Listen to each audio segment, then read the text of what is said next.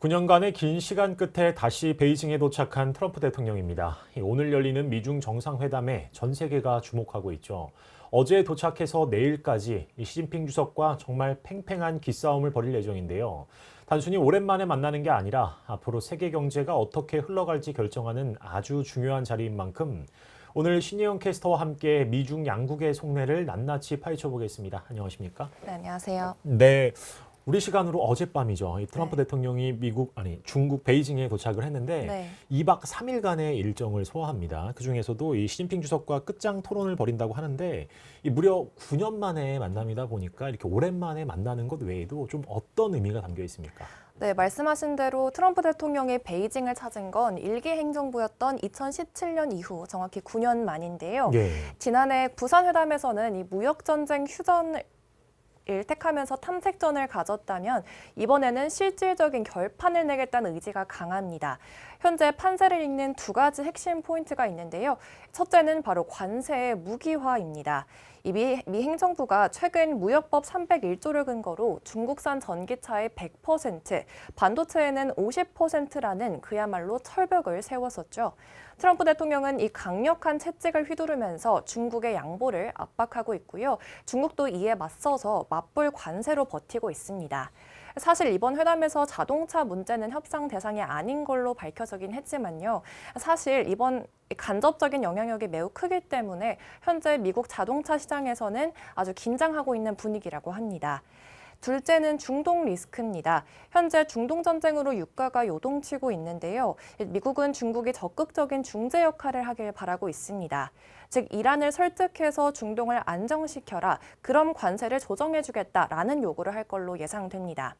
결국 이번 2박 3일의 일정을 통해서 세계 경제의 불확실성에서 일정 수준의 접점을 찾을 수 있지 않을까 하는 기대를 해봅니다. 네, 그럼 가장 먼저 이 관세 전쟁에 대해서 한번 들여다보겠습니다. 이 무역법 301조, 그러니까 미국의 섹션 301 조치로 인해서 전기차는 100%, 이 반도체와 태양광은 50%라는 정말 어마어마한 관세가 책정이 됐잖아요. 네. 이게 중국의 과잉 생산을 막겠다는 건데 실제로 중국 산업에 치명타가 될까요? 네, 단순한 치명타를 넘어서요. 중국의 미래 성장의 엔진을 통째로 드러내겠다는 작전까지 보입니다. 말씀하신 섹션 301은 불공정 무역 관행에 대해서 미국 대통령이 단독으로 보복 조치를 할 수 있는 가장 강력한 무기인데요. 이번 조치의 핵심은 크게 세 가지로 분석해 볼 수 있습니다.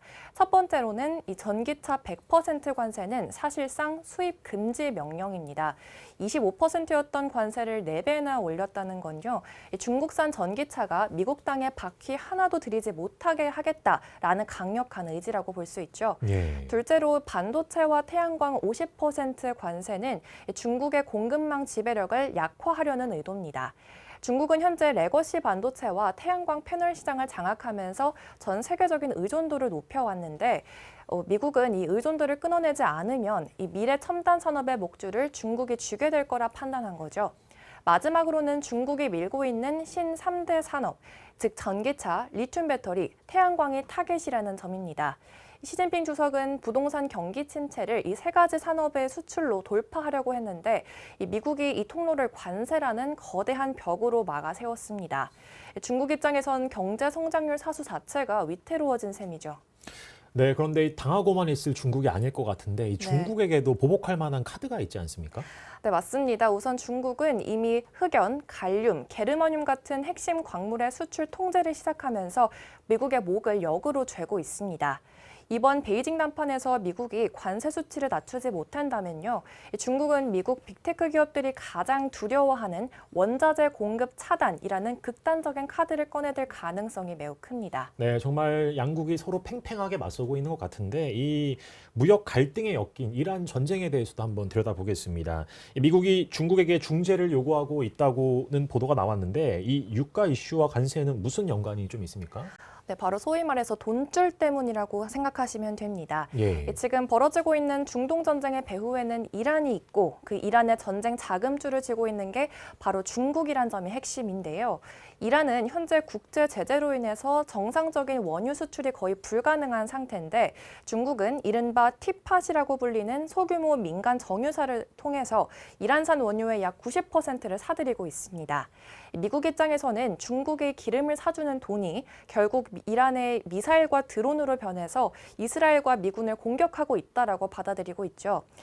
또 이란이 세계 원유 소송의 동맥인 이 호르무즈 해협을 봉쇄하려고 하면서 국제 유가가 오르고 있지 않습니까? 예. 유가가 오르면 이 미국의 인플레이션은 통제 불능이 되고요. 이는 곧 트럼프 행정부의 지지율 하락으로 이어집니다. 중간 선거를 앞두고 있는 트럼프 대통령 입장에서는 피가 말리는 상황인 거겠죠.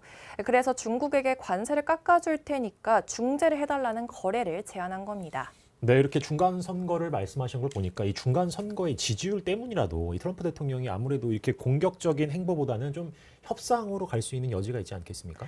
네, 아마도 이번 베이징 행에서는요, 11월에 있을 중간 선거의 승리를 위해서 갈등을 키우지 않고 협상 타결을 선호할 거라고 분석하고 있습니다. 트럼프는 중국 방문 전날 기자회견에서요, 이번 방문의 의제는 그 무엇보다도 무역이 될 거다라고 강조했고요. 또 본인이 시진핑 주석과 아주 좋은 관계를 맺고 있으며 또 그 관계가 앞으로도 쭉 유지될 거다라고 생각한다고 밝혔죠.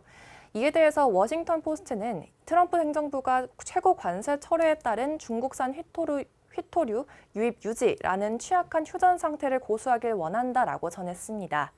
현재 미국 유권자 과반수가 트럼프의 인플레이션 대응책과 경제 정책에 부정적이라는 여론조사가 나오고 있는 만큼요. 트럼프가 이번엔 꼬리를 내리지 않을까 하는 기대감이 나오고 있습니다. 실제로 중국에 대한 대결적인 접근책보다는 이 대중 경제 관계를 원활하게 풀려고 하는 이 비둘기파가 트럼프 행정부 내에서 우위를 점했다라는 분석도 함께 나오고 있는데요. 현재 헤지펀드 매니저 출신인 스콧 베선트 재무장관이 정상회담 기획의 상당 부분을 현재 담당하고 있고요. 또 아울러서 미중 정상회담을 앞두고 공화당 내부에서도 매파들의 목소리가 사라졌다라고 미국의 정치 전문 매체에서는 전하고 있습니다. 중국과의 거래는 위험하다고 끊임없이 경고했던 강경파들의 목소리가 자취를 감췄고 또 미중 협력을 원하고 있는 트럼프 대통령의 의중에 당내 고위 인사들이 동참하고 있기 때문에 긍정적인 타결이 나오지 않을까 기대해 봅니다.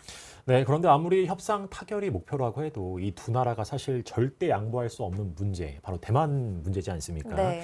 이번 담판에서도 이 대만 문제가 이 경제적 합의를 정말 통째로 뒤엎어버릴 정도의 이런 시한폭탄으로 작용할까요?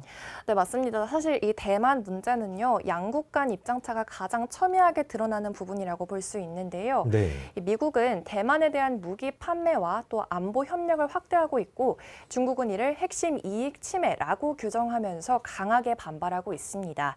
트럼프 대통령은 중국 방문에 앞서 이 시진핑 주석과의 회담에서 대만에 대한 미국산 무기 판매 문제를 의제로 다루겠다라고 언급했지만 중국은 이에 반대한다는 입장을 재확인했는데요. 앞서 말씀드린 대로 중간 선거에 대한 걱정으로 인해서 안정적인 회담 결과를 원하고 있기 때문에 트럼프 대통령은 중국이 핵심 이익으로 규정한 대만 문제에서도 수위 조절에 대한 가능성을 언급했습니다. 워싱턴 포스트는 이에 대해서 트럼프는 베이징을 기쁘게 할 대만 무기 판매 중단 가능성을 열어뒀고 이는 대만을 불안하게 만들 전망이다라고 지적하기도 했습니다. 예. 이렇게 대만 문제에 대한 관심이 높아진 것은 그만큼 이번 담판의 성공 여부를 결정지을 수 있는 예민한 트리거이기 때문에 미국이 이 문제 앞에서 어떤 태도를 보일지 계속해서 지켜보셔야겠습니다. 네, 그러면 우리 시청자분들께서 가장 궁금해하실 만한 부분인 것 같은데 바로 우리 경제에 어떤 영향을 주냐 이게 좀 중요하지 않겠습니까? 네. 이 고래 싸움에 새우등 터지는 상황일지 아니면 뜻밖의 호재로 작용할지 궁금한데요. 네, 사실 이 회담 결과에 따라서 우리나라에게는 단기적 수혜일지 아니면 장기적 불확실성일지 그 모든 문제들이 공존하고 있습니다. 예.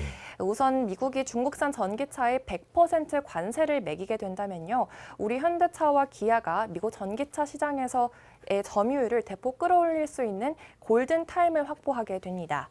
하지만 중국 내에 있는 우리 반도체 공장들에게는 불리해질 수도 있는데요.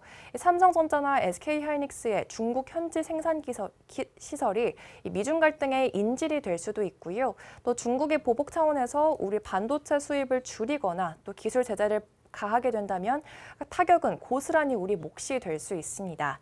때문에 우리는 회담 결과를 잘 지켜보고 날카로운 생존 전략을 취해야 하는 시점이라고 볼 수 있습니다. 예, 알겠습니다. 정말 손에 땀을 쥐게 하는 수싸움의 연속인데요. 과연 9년 만에 만난 두 정상의 회담이 빅딜로 끝날지 아니면 노딜로 마무리될지 이번 회담이 세계 경제에 부디 좋은 소식으로 돌아오길 바라며 오늘 대담 여기서 마치도록 하겠습니다. 신혜영 캐스터와 함께했습니다. 오늘 말씀 고맙습니다. 고맙습니다.